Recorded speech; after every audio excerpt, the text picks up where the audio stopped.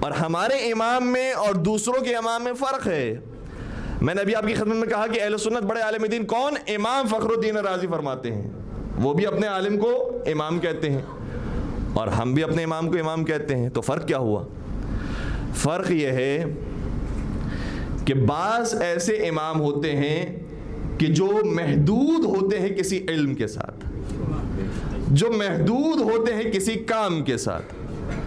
کسی نے علم تفسیر میں کام کیا ہے وہ امام ہو گیا تفسیر کا، کسی نے علم حدیث میں کام کیا ہے وہ امام ہو گیا حدیث کا.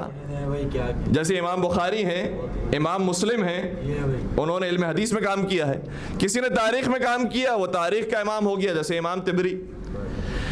کسی نے رجال میں کام کیا، وہ رجال کا امام ہو گیا. کسی نے جماعت کی نماز پڑھا دی تو وہ امام جماعت ہو گیا.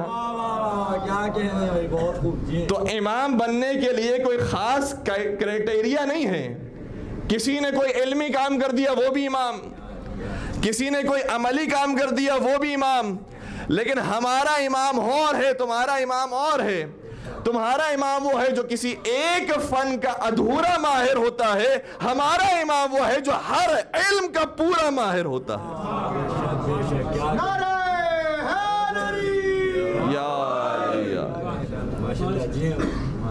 تو حضرت امام موسیٰ کاظم علیہ السلام بھی وہ ہیں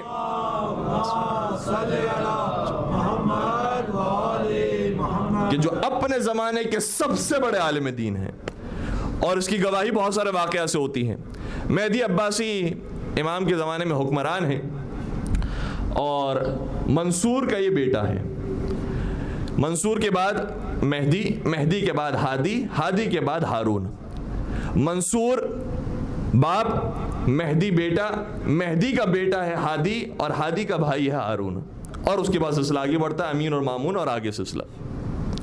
مہدی عباسی کی حکومت ہے اور بہت بڑے یہ بھی پڑھے لکھے لوگ تھے. ہارون ہو، منصور ہو، یہ سارے پڑھے لکھے لوگ تھے. انہوں نے کتابیں دیکھی تھی. بنی امیہ کے حکمرانوں میں اور بنی عباس کے حکمرانوں میں یہ فرق ہے. مامون گزرا ہے، ہارون گزرا ہے، بڑے بڑے وہاں پر بھی پڑھے لکھے لوگ گزرے ہیں. اس نے قرآن کریم کو جب پڑھا تو قرآن کریم کو پڑھنے کے بعد ایک نتیجہ نکالا اور ایک سوال اس کے ذہن میں پیدا ہوا. بڑے بڑے علماء اہل سنت سے سوال کیا. سوال یہ پیدا ہوا کہ ہم نے جب پورا قرآن کریم کو پڑھا تو جہاں جہاں پر شراب کا ذکر آیا ہے وہاں پر یہ کہیں پر بیان نہیں ہوا ہے کہ شراب پینا حرام ہو. یہ آیا ہے کہ بری چیز ہے، یہ آیا ہے کہ اس سے بچنا چاہیے، اس سے دور رہنا چاہیے. تو دور تو مکروہات سے بھی رہنا چاہیے، انسان کو مکروہ سے بھی پرہیز کرنا چاہیے. بہت سارے مکروہات ہیں. اس طریقے سے ہو سکتا ہے کہ خدا نے قرآن کریم میں بیان کیا ہو کہ شراب بھی ایک مکروہ کام ہے، اگر کوئی انجام بھی دے دے تو نعوذ باللہ کوئی قباحت نہیں ہے، لیکن بچے تو اچھا ہے. اور یہ اس نے قرآن کریم سے ثابت کیا. اور آپ پورے قرآن کریم کا مطالعہ فرما لیجیے اور یقیناً آپ کے مطالعے کے اندر ہوگا، مجھ سے بہتر جانتے ہیں. پورے قرآن کریم میں کہیں پر بھی صراحت کے ساتھ یہ آیت موجود نہیں ہے کہ شراب پینا حرام ہو. پورے قرآن میں کہیں پر بھی نہیں ہے. شراب کا ذکر ہے لیکن شراب کی حرمت کا ذکر نہیں ہے. علماء کو اپنے دربار میں بلایا، یہاں تک کہ جب سبھی خاموش ہو کر کوئی جواب نہ بن پایا تو پھر اس کو بلایا جو منبر سلونی کا فرزند تھا.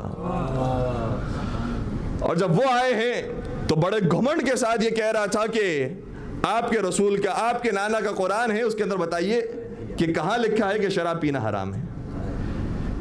اب فرزند رسول نے بیان فرمایا، میں اسی قرآن سے ثابت کروں گا اور صراحت کے ساتھ ثابت کروں گا کہ قرآن میں لکھا ہے کہ شراب پینا حرام ہے. کیا کیسے ممکن ہے؟ کیا قرآن کریم کی سورہ اعراف کی آیت نہیں پڑھی جس میں ارشاد ہوتا ہے قل انما حرم ربی الفواحش ما ظہر منها وما بطن والاثم والبغی بغیر الحق. قرآن کریم میں سورہ اعراف کے اندر یہ ارشاد فرمایا ہے کہ اے رسول یہ فرما دیجئے کہ میرے رب نے حرام قرار دیا ہے تین چیزوں کو. حرم ربی، میرے رب نے حرام قرار دیا ہے تین چیزوں کو. الفواحش منها ما ظہر، الفواحش ما ظہر منها وما بطن، فاحشہ کاموں کو، فحش کاموں کو حرام قرار دیا ہے. والاثم، اور گناہ کے کاموں کو، اثم کو، یہ بھی حرام قرار دیا ہے. والبغی بغیر الحق، اور بغیر حق کے کسی سے بغاوت کرنا اس کو بھی حرام قرار دیا ہے. تو 3 چیزیں حرام ہو گئی, فواحش, اثم اور باغی. یہ 3 چیزیں قرآن کہہ رہا ہے کہ حرام ہے. اور سورہ بقرہ کے اندر آواز دی, یسألونک عن الخمر والمیسر قل فیہما اثم کبیر ومنافع للناس واثمہما اکبر من نفعہما. قرآن کریم نے بیان فرمایا کہ اے رسول جب یہ آپ سے سوال کرتے ہیں شراب کے بارے میں اور جوا کے بارے میں تو یہ فرما دیجئے قل فیہما اثم کبیر ومنافع للناس. سبحان اللہ, سبحان اللہ, کیا کہنے. یہ قرآن کریم نے کہا کہ اس میں فرما دیجئے کہ اس میں اثم کبیر بھی ہے, اثم کبیر بھی ہے, بہت بڑا گناہ بھی ہے, ومنافع للناس, اور لوگوں کے لیے فائدہ بھی ہے. عجیب بات ہے, قرآن کریم نے بیان فرمایا ہے شراب کے اندر فائدہ بھی ہے, کیونکہ خدا کوئی چیز بے مقصد پیدا ہی نہیں کرتا. کوئی اگر نجس جانور بھی پیدا کیا ہے تو کوئی اس کا مقصد ہے, تو فائدہ ہے یقیناً. لیکن آگے فرمایا وَإِثْمُهُمَا أَكْبَرُ مِن نَفْعِهِمَا, لیکن یاد رکھو کہ اس کا گناہ اور اس کا اسم زیادہ بڑا ہے اس کے فائدے سے. لہذا پروردگار نے اسے اسم قرار دیا ہے اور بہت بڑا گناہ قرار دیا ہے. تو ایک طرف قرآن کریم نے کہا کہ شراب اسم کبیر ہے, دوسری طرف قرآن کریم نے کہا کہ جو اسم ہوتا ہے وہ حرام ہوتا ہے. اس کا مطلب یہ ہوا کہ شراب حرام ہے.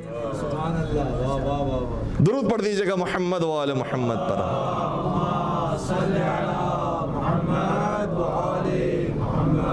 خود قرآن کریم سے دلیل لے کر آئے, اور جب یہ دلیل دے دی تو اب جواب سنیے گا. اب مہدی عباسی بھوگلا گیا کہ اب کیا وہ کہے کہ پورے قرآن کو یہ پڑھ کر آئے تھے, اور ہم تو یہی کہتے ہیں کہ حافظان قرآن میں اور محافظان قرآن میں یہی فرق ہے.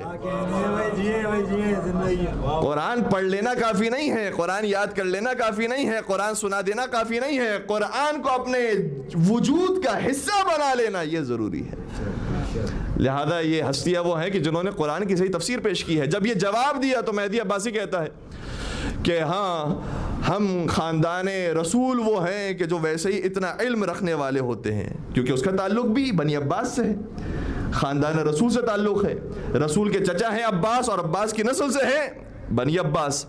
کہتا ہے کہ ہاں ہم اہل بیت, ہم خاندان رسول وہ ہوتے ہیں کہ جو ایسا ہی علم رکھتے ہیں. اس موقع پر علی ابن یختین موجود تھا, اور علی ابن یختین کہتا ہے کہ آپ نے صحیح فرمایا ہے کہ جو آل رسول ہوتے ہیں وہ واقعاً علم رکھتے ہیں. وہ کہہ رہا تھا خاندان رسول ہوتا ہے جو علم رکھتا ہے. انہوں نے کہا کہ آل رسول ہوتے ہیں جو علم رکھتے ہیں, تو فوراً سے زبان سے نکلا خاموش ہو جائے گا رافضی, رافضی خاموش ہو جا. اور سمجھ گیا کہ اشارہ کس طرف تھا. تو اہل بیت رسول کے اندر سے, آل رسول کے اندر سے ساری وہ ہستیاں پیدا ہوئی جو بڑے بڑے علم کے مقام پر فائز ہیں. اور چاہے مسلمانوں کو کوئی مسئلہ ہو, چاہے غیر مسلموں کو کوئی مسئلہ ہو, چاہے کافروں کو کوئی مسئلہ ہو, آتے تھے در اہل بیت پر وہ سوال کرتے تھے اور جواب سوال پاتے تھے.